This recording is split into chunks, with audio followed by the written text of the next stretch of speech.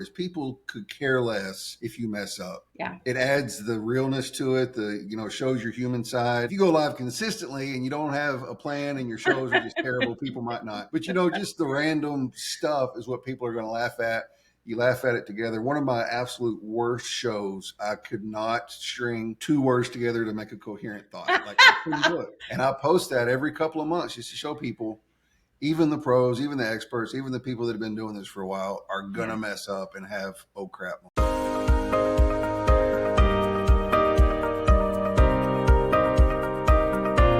Oh my goodness, if only you could hear what's going on behind the scenes. Thank you all for joining us for the Kerry Barrett Show. I am your host, obviously, Kerry Barrett. And I am here today with Chris Hennessy.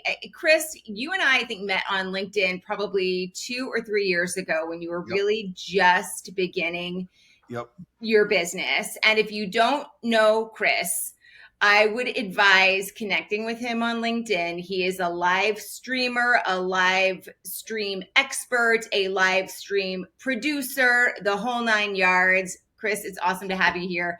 Take a second and introduce yourself to the audience. Yeah, thanks for having me. Also, it's a little, not really nerve-wracking, but I'm catching myself not looking at you, looking at the camera, because going off all the tips that you always post. And so I'm like, I'm with the video expert, staring at the camera. Do not break camera contact. That's okay. Breaking gaze is fine. Listen, I'm sort of a disaster today. So for anybody that's listening or watching, I got in from a long flight. The day has been chaotic, to say the least. I didn't have my gear set up. And I'm like, Chris, what do I sound like? And very graciously, he's like, you sound like you don't have your mic set up. And I thank you for that. And that's why you're so good at what you do. So don't be nervous. Okay. Tell the audience a little bit about how you got started and your live streaming expertise in your business. Yeah, I've been on LinkedIn for about 3 years, and I've been live streaming for about 2.5 of that. And LinkedIn had just come out with live streaming. It was still in the beta phase. Not everybody had it. You had to apply for it, sometimes multiple times before you could get approved. And a friend of mine went live, and she was just having a conversation with somebody, and they were talking like there was no point to it. They were just having fun, cutting up and laughing, riffing on LinkedIn and the whole 9 yards. And I thought, man, that looks like fun. I want to try that. So I applied for LinkedIn Live like 3 times, finally got approved, and just had no clue what I was doing, like none whatsoever. My first show was, it was fun. There was like 8 people on there, and we were just talking about nothing and laughing, but it was just, the graphics were bad. The sound was horrible. The camera was terrible. It was awful. But yeah, it was terrible. But I kept going, kept doing it. And it kind of grew. People were showing up, engaging in the comments. And that's really how I got into it. And it led to doing another show called Ending the Stigma. I had a co-host back then. I don't have a co-host now on it. He left LinkedIn, but we talk about the stigmas associated with being a felon, addiction, all that kind of stuff. So I go back and forth. I'll do that one for a little while, and then I'll do So I Did a Thing. That's the first show I started for a little while. And as I got to see more and more people on LinkedIn going live, making all the same mistakes I did, that kind of led to me starting my side hustle, Hit Productions. Anything is possible, kind of a riff on my last name, or a play on my last name. I do a little bit of live stream training, but mostly do producing for people. I love it. And that's actually how I met you. I came across your live stream, your LinkedIn Live, through, I guess, a mutual connection. And I was immediately drawn to you. And I think part of it, you mentioned like that first episode was bad. I didn't see that episode. Thank but well, so my first LinkedIn Live, to share a similar story with you, was I had applied and I did get approved. But I think at that time, and maybe it's the same now, I'm not sure, they gave you a window where if you don't go live within like this certain window, you're going to lose it. And so I was looking at my calendar one day and I'm like, oh my gosh, I have to go live by tomorrow. Otherwise I'm going to lose this privilege. So I had like 10 minutes in between calls. I think I might've still been in pajamas, and I just jumped on LinkedIn Live and was like, hey guys, I had nothing planned. I got to use this LinkedIn Live, otherwise I'm going to lose it. So I'm just here doing a live for the sake of doing a live. I ended up turning it into a story. It was like, the show must go on. You Yeah. overcome whatever, Yeah. and it ended up getting a lot of engagement, and it's really fun. But I think my point in saying all of that is sometimes those moments that really freak people out about the idea of going live, like you can't unring the bell or whatever. Right. Once it's out there, it's out. But in your experiences, that's like the stuff people engage with. They enjoy it. Oh They my don't gosh, care that if you mess always up. ends up. Yeah, that always people, and that's what I tell people I train or people that I produce for is people could care less if you mess up. Yeah. It adds the realness to it. Shows your human side. If you go live consistently and you don't have a plan and your shows are just terrible, people might not. But just the random stuff is what people are going to laugh at. You laugh at it together. One of my absolute worst shows, I could not string 2 words together to make a coherent thought. Like I couldn't do it the whole show. And my guest was very gracious, but I took the worst, and it was a minute long, minute long clip out of that show where I was just like stumbling over everything. And I post that every couple of months just to show people, even the pros, even the experts, even the people that have been doing this for a while are going to mess up and have oh crap moments. Absolutely. So like you being kind of a newbie into live streaming at that stage, how did you overcome that? How did you not let that bad episode or any, that particular episode where you couldn't string 2 words together? How a lot of people would have just hung it up and walked away and said, like, this isn't for me. I'm not good at it and I'm done. How did you keep pushing forward? Well, the good thing about it on that first episode, I didn't realize it was a bad episode until I got better at it and went back and watched it. And then I was like, oh my God, what were you doing, dude? So thankfully I didn't have enough self-awareness to know it was terrible. Sometimes naivete is the best thing in the moment. Ignorance is bliss. Yes. But like whenever I had that really awful episode, I just knew it was an off night. Like I'd done it enough by then to know that, because this was just last year. It was a little over, maybe the beginning of this year. Yeah. I don't remember. It wasn't that long ago. So I'd already done, almost 100 episodes by then. So it wasn't that big a deal. And you felt like, you were at a point where you could just recognize that it was an off element or an off day, and you could push on forward. Did you get any flack from it? This is the other thing that people worried about, like trolls and getting grief or getting critiqued or judged. Did you deal with any of that? Nope, not at all. No. Like I said, I've been live streaming for 2.5 years, and I don't think I've ever been trolled. Yeah. I've been spammed. Right. But I've never been trolled. Spam is better than troll. I would agree with that. In my experience, trolls are always punching down at people. Maybe I hadn't got any because I'm not up high enough for them to You are my friend. I haven't gotten any trolls either since I started LinkedIn Live.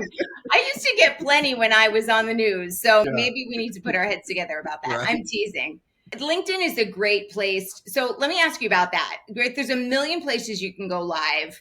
Mm-hmm. There's YouTube, you can go on Instagram. There's, you can multi-stream. Why did you pick LinkedIn, and why do you stick with LinkedIn? I know you do some other stuff, but LinkedIn seems to have a special place for you. I just fell in love with it. I fell in love with the people, especially because, you hear about LinkedIn being a boring place, and I got on it kind of expecting that, and it is not a boring place to hang out. And so that's kind of where I grew my audience. Like I just got on Instagram 3 or 4 months ago, like not long at all. I gotta follow you. That's all personal. Like that's not even, I don't even talk about live streaming. That's bourbon and fishing and hunting.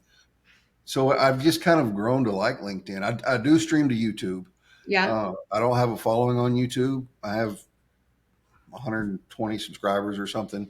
Yeah. But I always recommend people do this. And here's a free tip for anybody listening. If you're going to live stream, using the streaming software like Restream or StreamYard, you can stream to multiple social media platforms at the same time. And I always recommend YouTube because it's such an easily accessible library.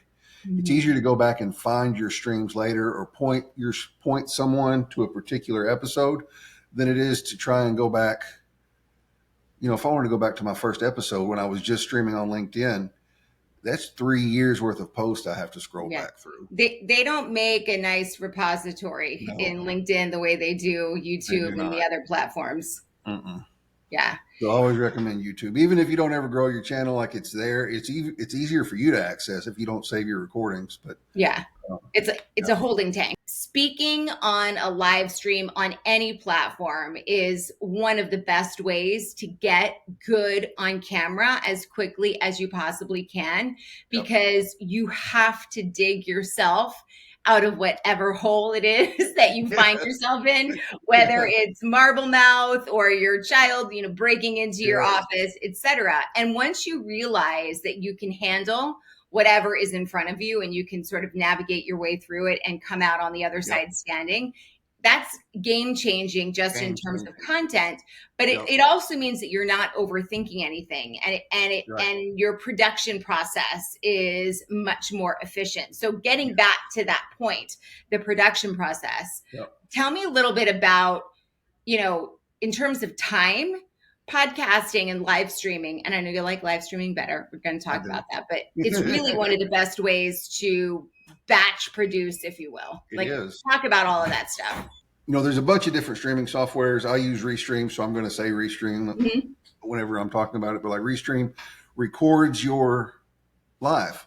It records the audio and it records the video. And they just recently did it where you can download split video tracks now. So, if you want to give your guests just the recording of them so they can clip out stuff they said, or if you just want to clip out something you said, or you can have it all together, either way, which is really cool. Restream doesn't have it built in, but you can like transcribe it and use it as blog posts or cut pieces out of it for, social media posts. You can clip the video into 1 to 3 minute clips to post as social media posts. Then you have the audio for podcasting. And with, some of the new AI tools, it'll clip the video out for you. You still have to do a little bit of tweaking on it, but you don't even have to go through and search for timestamps. You can just plug it into Opus, I think is one of them. I don't remember. I have to research it. I haven't used it yet. And it'll pull the clip out for you, and you just throw some captions on it and post it. Like, it's super easy. So you spend, say, an hour prepping for your live stream, going live, all that kind of stuff. And then maybe another hour afterwards, downloading the video, doing some clips. In 2 or 3 hours, you've got 2 weeks worth of content that you can do something with. And by 2 weeks, we're talking every day, 14. Every day if you wanted to. For sure. What do you have a specific sort of repurpose process that you go through, or is it sort of based on what you need, I'm the worst about doing it for myself. I preach it. But really, I just, if something really profound is said in one of the episodes, I'll clip it out, throw it in a video software, put some captions on it, a little background music, and then I post it. Like, I don't do anything fancy with it. I may put it like a title bar and a footer bar at the bottom. For my clients, because video editing is not my forte. It's not one of my skills at all. I have somebody that kind of does some contract work for me that will do that for my clients. That way, you get a professional looking video and not one that looks like it was done by me. I hear you. Editing is not my forte either. No, it's not. People would never pay me to do it, as a matter of fact. So live streaming is sort of having a moment, and it's been having a moment really since since about the time that you got into it, which is probably why it was so easily discoverable. What is it about live streaming that is, regardless of platform, so popular? What is it about live streaming that makes it that way? It's two things. It allows you to connect with someone like your guest. Like a lot of my guests, I've never had a conversation with prior, or like a video conversation. We may have engaged in the comments or DMs or whatever. And it allows you to connect with them, but it also allows you to connect with your audience because you can interact with them. You can talk to them. They can ask you questions. And it turns into like a networking event where they're having a party over there in the comments. They may be oblivious to what you're saying. I mean, they're hearing it, but they're over there cutting up with each other. And it's just the connection aspect of it, I think, more than anything. Also, you can bring somebody on that may be like a soft lead for you to talk about what they're doing. And you've automatically built rapport with them, especially if you You bring them on, you have a conversation, and then you give them some social media clips already done, ready to go, Yeah. and not just the whole recording. Then you've built that rapport with them. And whether anything comes from it or not, you've made that connection. It almost is like you are well, it is, you're your own media hub, except there aren't any of the gatekeepers that you normally encounter when you're pitching traditional media. So if you're looking to get in front of, let's say a CEO at some corporation that you'd like to work with but don't have a connection, rather than just asking for a call, you can say, hey, I have a platform to help you get your message out. Would you consider being a guest? And you're giving before you're asking. I think that's one of the powerful elements of it as well. Is that sort of connection? And then additionally, the people that you're able to sort of interact with in this live feedback loop, is that why you like live streaming better than something like this podcast? It is. I love the audience interaction. That's what makes it fun. Like, I love having the conversations, but then being able to interact with the audience is just amazing. And it's maybe a bit of an ego stroke, but it's also really humbling whenever people are showing up to support you week after week after week. I'm sort of thinking about this. Could you ever, let's say, take a live stream and maybe save, if you're doing Q&A, save them, the questions until the end, and then chop them out, edit them out, and use that live stream as a podcast? Could you sort of double dip, if you will? Yeah. Yep. You absolutely could. You can even, like, if you wanted to do it as a podcast, because sometimes the questions are really good and you might want to answer them on air. Yeah. Or on the podcast recording, but you absolutely can. There's a feature in Restream where you can star the comments you want to come back to, and it puts them in a different place. That way you don't have to scroll back through them and look. So you just click the star button and then go over to the pinned comments, and they'll all be right there, and you can answer the questions. And then I imagine sometimes there's probably some good inspiration for additional topics or podcast episodes in those questions. Yes? Absolutely. Yeah. Yeah. For sure. So give us the basics. So if somebody's, all right, I think I would like to do this, or at least, get started. What gear do they need? What are like the first steps that they need to take? So I always tell people, start with what you have. You don't have to go out and spend a bunch of money on fancy gear. I started with a $35 Amazon webcam that had a built-in mic, because at the time I thought, hey, it's got a built-in mic. It's great, right? It worked, but it wasn't the greatest. Right. First thing I tell people to invest in is a mic. It doesn't have to break the bank. You can go buy a $60, $100 mic, because that's the number one thing. If your audio or if your video is not super crisp and people can hear you, they're going to stick around. But if they can't hear you or hear you well, they're not going to stick around. So the number one thing I recommend is a microphone, and then you can upgrade your webcam or your lights or whatever after that. You need a camera. You need a good mic. If you're live streaming, obviously there is a video component that is automatically going to be there. Do you suggest or have any thoughts about whether that video itself should be uploaded as the podcast, let's say onto YouTube, or do you like to strip the video out of it totally and upload audio only and have the podcast air that way? It's according to what my clients want to do. I don't do a podcast with any of my live streams. I really need to with Ending the Stigma, because I feel like that's the one that has a little more purpose than So I Did a Thing, because that one's just kind of all over the place. Yeah. It's my relaxation, it's my fun time. Yeah. But it's according just to what you want to do. I know people that record in Restream and then they just upload.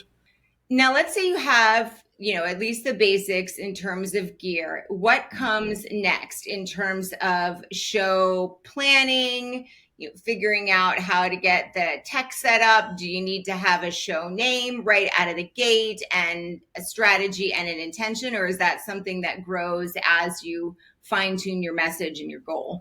I think if you're thinking about starting, you need to just go ahead and start, because you may talk yourself out of it if you wait too long. You don't have to come up with a title right away. Mine came pretty quick. The first episode was So I Did a Thing, because that was kind of my hashtag on LinkedIn. So, and I did, back then I was doing So I Did a Thing posts. If you're thinking about doing it, just do it. Like, get Restream or StreamYard and just do it. And then you can kind of figure out as you go. A lot of people, and I recommend this to anybody I talk to, your very first live, Don't try to have value. Don't try and, say anything profound. Bring somebody on if you want to that you're comfortable with. Yeah. And y'all just have a conversation and have fun and play with the dashboard. Figure it all out. If you're going to do it yourself, if you're going to hire a producer, call me. But if you're going to do it yourself, then just get in there and have fun with it and learn it without having to worry about bringing value, because it'll take the edge off. You'll get over your nerves. You won't be so worried about if I mess up because you're already expecting to mess up.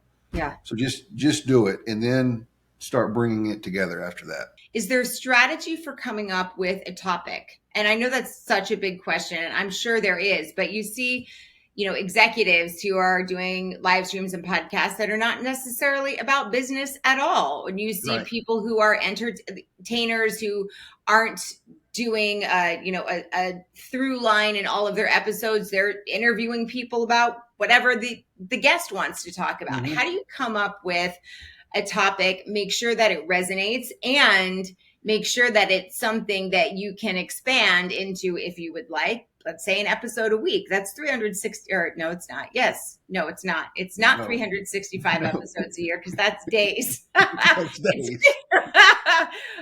You have to be a beast to do that, man. It's 52 episodes a year. So episodes a year. Yep. You don't want to box yourself in too tight either. No, and I recommend people, like, if you're going to come up with a topic to talk about, if you're a business coach and you want to talk about, some strategies for growing your business, then do it in shorter series and not worry about trying to carry one topic out. You may do growing your business. You may then do managing your business or something, just to kind of break it up where people don't get bored with it. And also so you don't get bored with it, and mix some fun stuff in there every once in a while. It doesn't always have to be about what your area of expertise is. If you wanted to come on and talk about why Dalmatians have spots or just whatever, just something to kind of throw people off and have fun with it. And it keeps people engaged and keeps people coming back. I don't necessarily do topics in my shows. I'm more guest focused. So we may talk about what my guest does on So I Did a Thing, or on Ending the Stigma. We're going to talk about this person's experience in prison or addiction, or this person who works for or volunteers for an organization that helps people coming out of prison or helps people overcome addiction. We're going to talk about that. So I'm more guest focused than I am topic focused. Got it. So once you have all of that stuff squared away, what's the best way? Is there a best way to leverage, promote? Is it simply a matter of, like, how do you make sure that it gets in front of the most eyes, assuming you're not putting ad dollars behind it? So first thing is, especially on LinkedIn, you have to be active on the platform. You cannot just not be active and then decide, I'm going to go live and it's going to blow up. If nobody knows who you are, they're not going to come to your live stream. So, posting 2 or 3 times a week, engaging for 20 or 30 minutes a day is going to be huge in growing your live stream. Also, whenever you create the event, you'll create the event in Restream and it automatically pushes a post to all your platforms. Those get absolutely terrible reach on LinkedIn. You might get 200 or 300 impressions. The most I ever got on one was like 1,500, and it blew me away because that was just like unheard of. So I go in and I invite people, and it's kind of a tedious process. It takes 10 or 15 minutes because there is a checkbox at the top where you can just check all. But I don't like spamming people with invitations. So I go through and pick people that I know are active, and I hand pick them, and I'll invite 150-ish, 80, somewhere between 70 and 80 usually say they'll be there. And then anywhere from 10 to 30 actually show up. So be active and then send those invitations out. What are the mistakes that people make when they are first doing this? And let's assume we're going to put aside I have marble mouth and I don't know what I'm doing. What are the big things you see people doing where you're like, oh my gosh, this fix is so simple, but you're killing yourself right now doing this? Simple. Yep.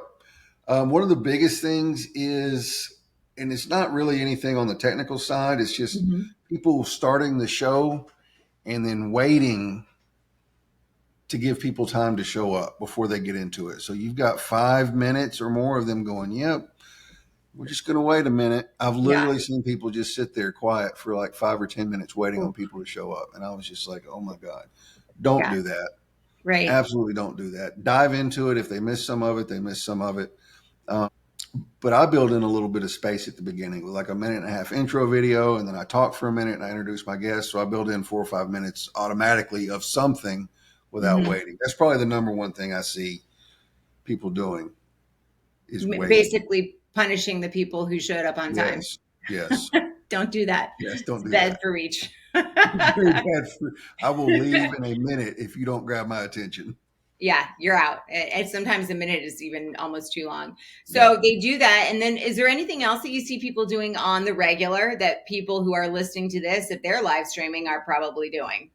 That's wrong. Like I said earlier, not engaging with your audience. Yeah. You've got to have some form of engagement. If you don't acknowledge people, they're not going to keep coming back. So whether you take, a certain amount of time, it's designated point in there to start to greet people. I do it at the beginning. Hey, I see Kerry's here. Thanks for dropping in. And I'll bring some comments up on screen. But not engaging with your audience, or at least having someone in the comments doing community management is huge.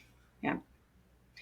People like to see their name pop up on the screen, even if you don't necessarily have time to address the comment. If it's something that is, beneficial, controversial, we'll start conversation. Right. Sometimes even just putting it up on the screen and letting your audience look at it, and visually absorb it as they're listening can make a big difference. Yep. Are there certain things that you must do in order to make sure that your live stream is successful? Consistency. I haven't seen people do this as much as I did in the beginning, but consistency is absolutely key. When I first started, I would go live. I would tailor my show times and days to fit whatever worked for my guest. And then I would get DMs. Chris, I thought did you go live tonight? I was like, no, I went live 3 nights ago. They were like, well, I thought your night was this night. Whenever I nailed it down to Monday nights at 7 Central and people knew to look for it, it blew up. It went from 5, and I say blew up, went from 5 viewers to on average of 20 viewers. That is a blow up. I mean, percentage wise, what is that? 500%? Yeah. Consistency is absolutely key. It's okay to take breaks. Like I'm on a almost month-long break right now. I'm fixing to start back up. Absolutely take breaks. Be very consistent with your show day and time. Got it. And when you say consistency, it doesn't necessarily mean that it has to be, barring any sort of intentional break, once a week or 3 times a week or whatever. It could be once a month if that's what your consistent schedule is. Is that, Okay. Yes, yeah. But if it's going to be once a month, I always recommend, if you're going to go once a month, then pick a day and make it the first Monday or the second Thursday or whatever, just so you can advertise it like that. Got it. Catch me back the next, every third Thursday. Yeah. Like making it rather than saying, this, whatever, Thursday, the 21st, like it's the third Thursday of every month, whatever the number is, that's the day it's going to happen. It's easier for people to remember. It is. Yep. Yeah. We'll mark it on your calendar. So I want to ask you about one other element of engaging with your audience or making sure that your audience is engaged. And I know that you talk a little bit about this. I've seen some of your discussions or posts, I guess, about it. Parasocial interaction, which is, in a nutshell, sort of the psychological relationship that you or the performer has with the audience. Can you dive into that a little bit? Yeah. So think about it. I mean, and this is perfect for you because you used to be on the news, but I think about like the weatherman.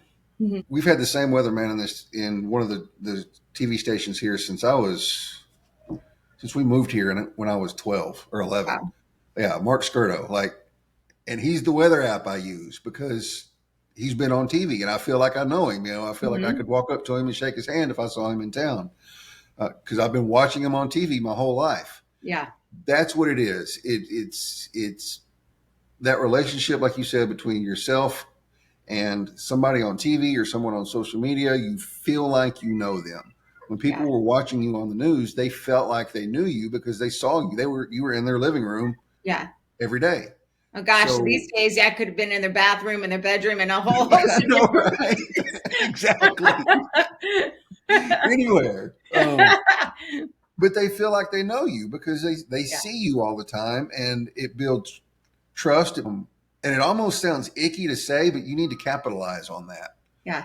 Not like you're manipulating or anything. You want to be honest and, don't be a jerk, but use that, capitalize on that. If people can get to where they trust you, then you're going to, even if they don't work with you, you're going to stay top of mind whenever live streaming comes up. And you're right. Yeah. It's not about manipulation. It's just about recognizing, that you have a message. And if you're shrinking from delivering it, then you're not doing anybody any good, your audience nor yourself. Right. 100%. Is there any, let's say an executive, a CEO is listening to this and he or she says like, well, listen, I work at this big company. I can't do a live stream. I can't talk about personal stuff. Or maybe it's a small business owner who says, I don't understand it and I'm just getting started and I don't want to, damage my credibility or something. Like, is there anybody who live streaming or any demographic, industry, whatever, that it doesn't work for? No, I don't think so at all. And personal branding is huge. Yeah. If you've got to talk about a little bit of personal stuff to get people to feel like they know you, whether you're live streaming or just doing text posts on social media or whatever. Even if you're not doing any video whatsoever, there's still that parasocial element. People feel like there's people that I know on LinkedIn that I don't ever do any video or live stream, but I feel like I know them because I read their posts every day. I interact with them. So you've got to have that little bit of personal element to it. And I wouldn't think you could damage your credibility. You don't want to have a guest on that's a loose cannon unless you're okay with it. Right. But, be selective with your guests or just don't have guests. Yeah. Like if you're worried about it. But I don't think there's any demographic it wouldn't work for. It's interesting. You mentioned the personal branding thing. And anytime I think of two people, for better or worse, love them or hate them. And I know there's people on both sides. I think of Jeff Bezos and I think of Elon Musk, and both of them have, more followers on social than their companies do. Like Elon Musk has more followers than Tesla. And it's because he's got a personal brand that is so huge. His personal brand funnels into his product. And I mean, that's sort of it in a nutshell. You can use this as a platform to talk about who you are as a person or to share a particular experience, story, message, much like you do with your different shows. And that's an opportunity to sort of like break outside of the boundaries that I think a lot of, especially executives, feel when they're on social, that they have to fit this certain kind of mold. And this is a space where people are sort of sitting on the edge of their seats waiting to see what's going to come out of your mouth next, because it's so raw. It's just a great opportunity. And I would mention, because it's raw and because it's live, people are much more forgiving of mistakes. They are. And, as you were talking about a CEO, I'm just sitting here thinking about turning it into a personal branding kind of deal. Yeah. It would be really cool if the CEO got up or got on a live show not wearing a coat and tie, showing up looking like Gary Vee or something with a backwards hat and a raggedy t-shirt, or just something comfortable. Yeah. And y'all talk about, or whoever their guest is, just talk about current events or what, just anything other than business. Yeah. Throw some business in there sometimes. But it would be huge in building a CEO's personal brand. Like Elon doesn't talk about Tesla. No. Not at all. Yeah, there's so many opportunities for it to grow. So let me ask a couple of questions now about your shows, which I think, again, like I said at the beginning of this show, was how I came across you. Tell us about your two shows and, how they started and where people can find them, and a little bit about, what they're about and why they're so important to you. All right. So I Did a Thing is the name of the very first show, and that's the one I still do that one. I just bring cool people on that are doing cool things and have cool conversations. Like, it's totally unscripted. There are no show notes. I don't do show notes anyway for me because I can't stand it. Like I like to free flow. And I just have conversations with people, and we may talk about something they want to talk about, or usually we talk about what they do or something they're doing, like whether they have a book launch or whether it's their business or whatever. Do some Q&A and just kind of get to know them and let people in my audience get to know them.